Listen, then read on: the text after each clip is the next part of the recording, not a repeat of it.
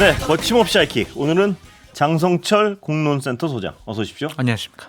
김성환 시사평론가 모셨습니다. 안녕하세요. 어서 오십시오. 네. 하이킥 처음이시죠? 예, 처음 나왔습니다. 예. 왜 그동안에 안 불러주셨어요? 분위기 좋으시죠? 그러게요. 예. 자, 이재명 대통령 취임 이틀 차 어떻게 보셨습니까, 두 분? 예. 먼저 하시죠. 아니요, 먼저 하십시오. 저는 뭐 새로 오셨으니까 네, 마이크 드리겠습니다. 네. 아니 뭐 저희가 잠깐 대기실에서도 예. 얘기했는데요. 정권을 여러 번 넘나들면서 자리를 바꿔본 경험이 있어서 예. 장 수장 앞에서 제가 무슨 얘기를 해야 될지 참 예. 뭐하다. 예. 가급적 대기실 얘기는 좀 하지 마십시오. 그 민감합니다. 제가. 예. 아니 왜냐하면 예. 제가 말씀드리는 거는 이건 약간 겸손의 말이었는데요.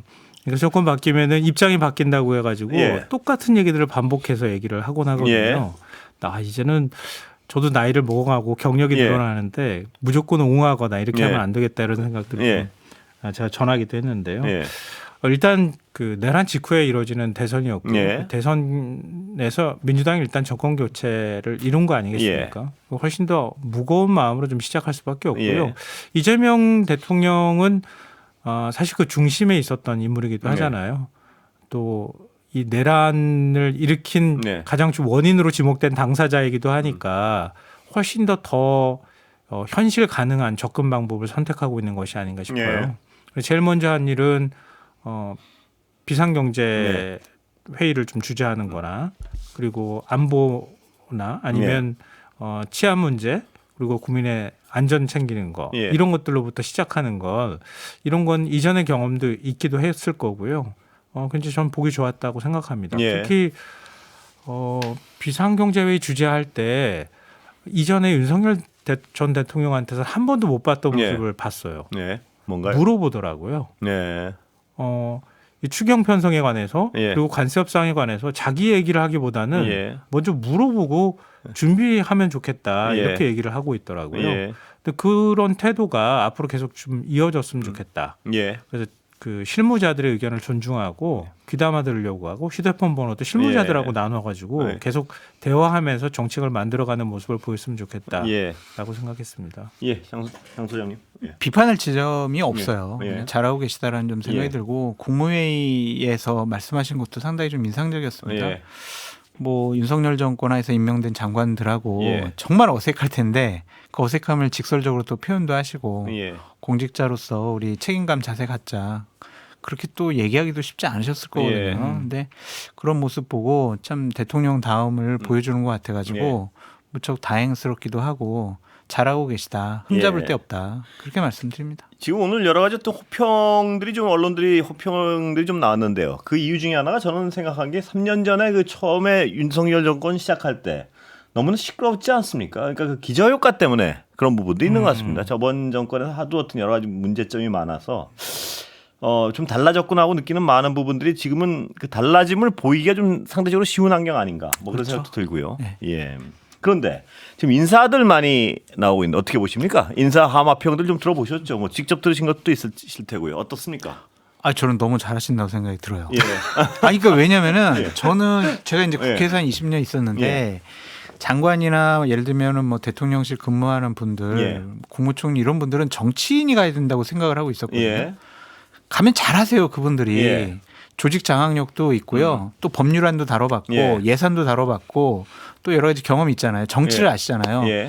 장관을 관료나 교수들 모셔다 놓으면은요. 예. 그분들 그냥 가르치려고만 하거든요. 예. 그리고 관료들한테 둘러싸여가지고요. 그냥 본인이 생각한 소신이나 예. 원칙이나 여러 가지 목표 같은 거 못 해내요. 예. 근데 정치인들은 기본적으로 관료들한테 둘러싸여가지고 휘둘릴 가능성이 없어요. 예. 그 신세 질 일도 없거든요. 예. 그렇기 때문에 정치를 알고 예산을 알고 또 법을 아는 그러한 정치인 출신들이 장관에 많이 가고 예. 비서실장으로도 가고 또 이제 국무총리하고 제가 정말 바라던 그러한 조각이어서 예. 이 부분도 흠잡을 데가 없다. 그래요? 그런 거라 예. 그 김민석 국무총리 지명자나 또 강훈식 뭐 비서실장이나 조선일보에 지금 뭐 속보로 떴지만 김경수 예. 행안부 장관 설 예. 이런 분들 같은 경우에는 대통령 꿈이 있는 분들이잖아요. 예. 집권 초기에 처음 취임한 대통령이 차기에 대통령 꿈이 있는 사람들을 예. 이렇게 중요한 자리에 포스트에다가 임명을 하고 그들에게 기회를 주는 거는 네. 쉽지 않은 거거든요. 예. 그런 점에 있어서도 전 대단히 부럽다고 생각을 해요. 예. 보수파 진영은요. 예. 차기 지도자 같은 경우에는 짓누르려 하고 예. 견제하고 뭐 없애려고 했었거든요. 근데 이렇게 인재들을 키워주고 기회를 주고 예. 와 이런 거는 정말 부러운 일이다라고 예. 말씀드립니다. 예. 뭐 아니 지금 예. 저쪽이 여당 편인 것 같아가지고 제가 지금 뭐라고 말을 못하기가 예. 아니 비판을 저도 뭐 할 곳이 없어요. 지금 그 현재로서. 야당 패널로서 뭐 한의문 기간인가요 지금? 아니 근데 저는 뭐 허니문 기간이 아니라도 잘못한 거 있으면 하겠는데 아무리 곰곰이 생각을 해봐도 이거 비판할 지점이 없는 것 알겠습니다. 같습니다. 음. 자, 김성희 평론가. 예. 아니 뭐 전 그 비슷한 예. 생각이고요. 예. 제일 인상 깊었다고 하는 거 김경수 예. 전 지사를 만약에 행안부 장관으로 예. 임명한다고 하면은 여러 이제 지자체장 경험이 특히 광역자치단체장 경험이 있는 데다가 이재명 대통령의 정적이기도 했던 거잖아요. 경쟁자이기도 했던 인물을 행안부 장관으로 발탁하는 것 예. 일종의 이제 사람을 키우는 작업을 하는 것이기 때문에 굉장히 인상 깊게 봤고요. 예. 만약에 실현이 된다면 예. 그리고 저는 제일 이제 관심이 됐던 네. 게 그거였어요. 그러니까 그 내란 이후에 치러지는 선거였기 때문에 아마 통합의 가치를 예. 더 많이 담을 거다라고 하는 기대가 좀 있었거든요. 근데 김민석 의원을 총리에 임명하는 모습이나 이런 것들로 봤을 때는 굉장히 현실 가능한 접근으로 지금 가고 있다 예. 이렇게 생각했고요. 위성락 국가안보실장 예. 임명이라든가 그리고 지금 오광수 민정수석 예. 얘기도 뭐 우리가 할지는 모르겠지만 오광수 민정수석 임명 문제라든가 이종석 국정원장 예. 임명 이런 것들로 봐도 일을 할 수 있는 환경을 만드는 예. 것하고 그리고 예. 가장 기본적으로 후보자가 대통령이 생각하는 외교라든가 안보의 예. 밑그림을 그려놓고 뭔가 인선을 하고 있다. 그러니까 계획을 하고 있다는 예. 게 보입니다. 예, 지금 말씀하셨지만 근데 오광수 변호사의 경우에는요. 시민단체나 어떤 이 검찰 개혁을 강하게 주장하는 분들 사이에서는 우려가 많은 걸 알고 계시죠. 그 어떻게 보십니까? 이 특수통에다가 그 검찰의 어떤 기득권층이었다 이분도 그렇기 때문에 검찰 개혁에 장애가 될 수도 있다. 뭐 이런 걱정하는 분들 적지 않습니다. 어떻게 보십니까? 예. 우려의 목소리는 충분히 예. 저는 뭐 설득력 있는 얘기라고 예. 생각해요. 우려할 만하다고 봐요. 예. 왜냐하면은 특수통이잖아요. 예. 특수통이고 특수통이 그동안에 어떤 모습을 보였는지 그렇습니다. 너무 잘 아는 거 아니에요. 예. 윤석열이라는 인물이 특수통이었기 때문에 예. 사실은 저는 좀 냉정하게 표현하면 양날의 칼일 수도 있겠다는 네. 말을 하고 싶어요. 예. 왜냐하면 윤석열 대통령을 검찰총장으로 임명할 때 제가 방송에서 똑같은 얘기를 예. 했거든요. 양날의 칼이기 때문에 잡으려고 하면 손 베인다. 예. 근데 나중에 가서 처음에는 다 환호했는데 네. 나중에 가서 보니까 굉장히 위험한 흉기가 예. 될 수 있다는 걸 보여줬잖아요. 그래서 특수통은 약간 그런 기질을 갖고 예. 있거든요. 물론 민정수석과 검찰총장은 다르겠지만요. 다르죠. 예. 근데 참여연대가 입장 밝힌 거 보면 이제 주로 민정수석이라는 자리가 김주현 전 민정수석 예. 바로 직전에 민정수석이 했던 역할도 그걸로 의심이 되지만 일종의 대통령의 의중을 검찰로 내려보내는 가교 역할을 하는 예.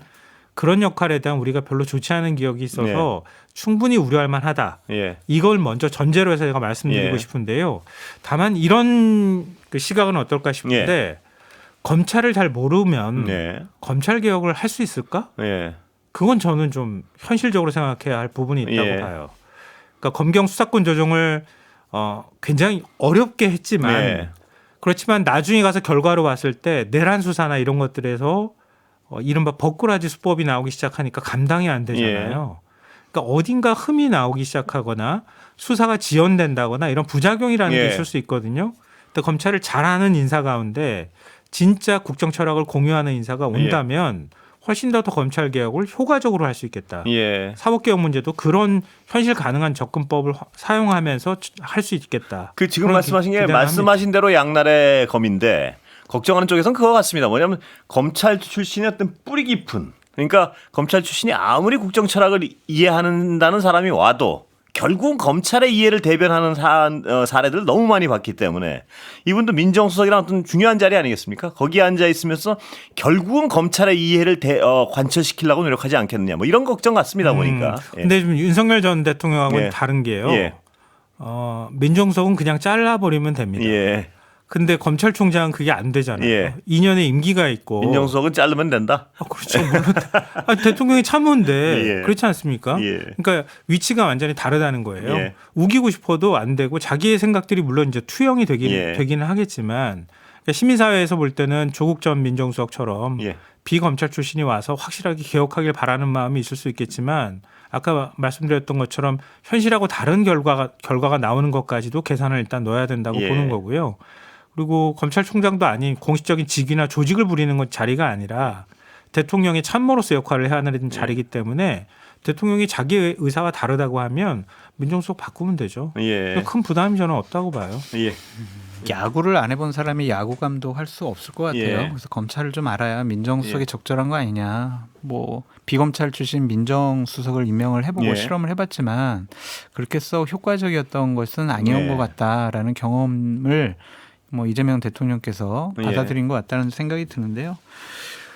검찰 출신이니까 검찰하고 계속 유착을 할지 예. 아니면 검찰을 잘 아니까 개혁에 동참을 시킬지 예. 그거는 좀 어떻게 일을 하는지 봐야 될 것 같은데 이분 뭐 경력을 보니까 2015년도에 예. 검찰을 떠났기 때문에 현직 뭐 검찰에 그렇게 큰 인연도 없을 것 같고 예. 근데 그동안의 사례를 보면 검찰을 떠난 지 20년이 지나도 검찰은 검찰이더라고요. 그러겠죠. 근데 뭐 김현철 씨의 예. 뭐 비리라든지 한부 비리라든지 이런 예. 굵직굵직한 부정부패 비리 사건을 예. 제대로 좀 수사한 분이고 이재명 대통령과 연수원 동기기도 하고 예. 전북 출신이고 뭐 선이 굵은 분이다 이런 평가도 있으니까 한번 또 지켜보는 것도 어떨까 예. 그런 생각이 드네요. 다른 혹시 인사 중에는 뭐 이렇게 눈에 띈다거나 이렇게 그런 사례가 있습니까? 지금 다 설이라서 아직은. 예. 저는 예. 임명을 한 자리보다 임명하지 않고 있는 자리에 주목을 해요. 예.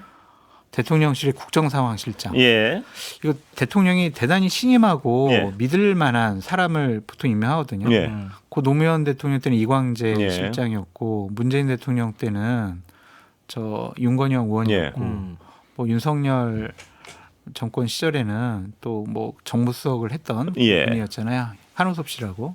그렇게 믿을 만한 사람 하는데 이번에 보통 그거는 재빠르게 임명을 하거든요. 예. 빠르게. 근데 아직도 임명이 안 되고 있어요. 뭘로 해석하십니까? 좀 이견이 있는 것 같은. 그렇게 같아요. 해석을 하십니까? 예, 예. 대통령이 생각하는 분과 예. 참모들이 생각하는 분이 좀 이견이 있는 것 같아요. 누구를 둘러서 이견이 있다는 얘기 들으신 게 있습니까 혹시? 들은 거는 있는데 예. 말씀드리기는 확실치 좀 않아서. 예. 적절하기가 어려운데 예. 이분을 아직 임명하지 못하고 있다라는 게 좀 주목해야 될 대목이 예. 아닌가 싶습니다. 예. 저는 뭐 못 들은 얘기라 그거에 예. 대해서 말씀드리기 좀 그런데요. 전 정동영 예. 의원을 예. 통일부 장관에 임명할지 예. 않을지 예. 좀 관심 있게 보고 있는데요. 예. 왜냐하면 지금 외교 안보 라인의 판을 예. 판짜기하는 걸 보면 결국 물론 이제 미국하고 협상 문제, 또 안보 문제 이런 것들이 연결돼 있지만 동북아 정세하고 아주 밀접하게 관련이 예. 돼 있거든요. 예. 그런 면에서 정동영 통일부 장관이 만약에 임명이 된다면 예. 그러면 남북 관계 또 중러 미까지 예. 다시 한번 뭔가 동북아에 있어서 우리 외교판을 다시 짜는 작업을 할 가능성이 매우 높겠다. 네. 특히 이제 윤석열 정부 들어서서 또 문재인 정부 후반부터 마찬가지였지만 하노이 노딜 이후에 거의 남북 관계가 완전히 경색돼 버렸거든요. 예.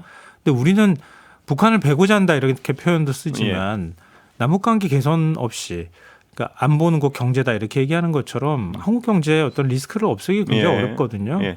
어떤 방식으로든 관계 개선이 이루어져야 할 필요가 있는데요. 물론 이전과는 좀 다른 판이 예. 조성이 될 가능성이 있지만 그래도 그걸 염두에 두고 인사를 냈다고 하면 북측하고 어떤 방식으로든 소통이 일단 가능하다고 봐야 될 것 같거든요. 예. 국정원장도 역시 마찬가지고요. 그러니까 그동안의 대화나 비밀 협상 경험들이 다 있는 분들이란 말이에요. 그래서 우리가 생각했던 것보다 남북 관계 개선 속도가 빨라질 수도 있겠다고 보고요. 예. 트럼프 대통령도 욕심을 많이 갖고 있잖아요. 예. 그러니까 우리가 이제 하노이 노딜 이후에 북한이 고립되는 현상이 나타나니까 북한이 우크라이나에 파병을 하잖아요. 네. 국제 무대로 뛰어들어 버려요. 음. 그러니까 오히려 저는 미국 입장에서도 굉장히 손해 보는 게임이었다고 예. 생각하거든요. 예. 그러니까 그런 방식으로 북한을 한반도에 묶어놨을 때 네. 한반도의 문제에 집중하게 만들 때 오히려 국제사회에 있어서는 오히려 안심해도 되는 상황이 네. 거꾸로 조성이 됐다. 예. 그런 면에서 트럼프 대통령도 김정은 위원장하고 대화를 더 적극적으로 추진할 가능성이 있다고 보기 때문에 좀 우리가 생각하는 또 다른 새로운 뭔가 이벤트가 만들어질 가능성이 있다고 생각합니다. 예. 자, 혹시 뭐 인선 관련해서 더 하실 말씀 없으면은 오늘 그래도 가장 뜨거운 뉴스 중에 하나는 특검법 줄줄이 통과. 아유. 어떻게 보십니까? 이 지금 검사징계법도 통과되고요. 잘 됐어요. 예. 저희 뭐 뉴스아이킥에서 거의 예. 한 1년 정도 그렇습니다. 계속 이거는 빨리 통과돼야 예. 된다. 여러 가지 예. 조사나 수사가 제대로 이루어져야 예. 된다. 그렇게 계속 얘기 나눴잖아요. 그래서 정말 속이 시원하다라고 예. 말씀을 드리고 제대로 된 수사를 통해 가지고 정말 과거 정권 때 무슨 일이 벌어졌는지 예. 제대로 밝혀라. 그렇게 예. 말씀드리고 싶고요. 이 상황에서 국민의힘이 당론으로 반대하는 예. 당론을 채택했잖아요. 그게 과연 옳을까라는 좀 생각이 들어요. 예. 계속 김건희 씨를 옹호하고 보호하는 듯한 모습, 전 예. 정권의 비리를 감추려고 하는 모습이 과연 국민들에게 어떻게 비춰질까? 저 이제 한 달 후에는 이제 특검이 본격적으로 활동할 예. 거 아니겠습니까? 그럼 예. 여러 가지들이 밝혀질 거예요. 매일 아침에 뭐 그동안 조사했던 거에서 브리핑 할 거고요. 예. 그럼 여러 가지 부적절한 일들이 계속 밝혀질 건데 그거를 옹호하는 국민의힘 집단 이거 어떻게 할 거냐고요. 예. 그 국민의 따가운 시선을 어떻게 감당할 건지 도저히 이해가 되질 않습니다. 그래서요. 김용태 예. 비대위원장이나 김재섭 부총장의 예. 얘기처럼 자유투표로 맡겼어야죠. 예. 이거를 왜 당론으로 막습니까? 잘못됐죠. 그래서요. 계엄을 반성한다면서요. 근데 또 특검은 반대하고 이 논리적 갭을 어떻게 메우려고 그런지 이해가 안 됐어요. 예. 어떻게 살기 위해서 몸부림을 치는 거 아니에요? 근데 저게 사는 길인가요? 우리는 죽는 길이라고 예. 보지만 본인들은 또 그렇게 생각하지 않을 수도 있어요. 본인들은 왜 저게 살 길이라고 보는 건가요? 사실 대선이라고 하는 가장 큰 예. 선거에서 패배하면 당을 금방 수습하기는 어려울 예. 겁니다. 저도 뭐 그 정도는 충분히 이해할 수 있다고 예. 생각하는데요.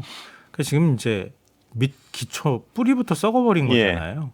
그러니까 보수가 새로운 가치를 만들지도 못했고 그런 기간이 굉장히 길게 왔는데 예. 그냥 외부에서 선수 하나 영입해가지고 대선 치르고 이기려고 하는 그런 습성들이 그대로 이번에도 예. 나왔단 말이에요.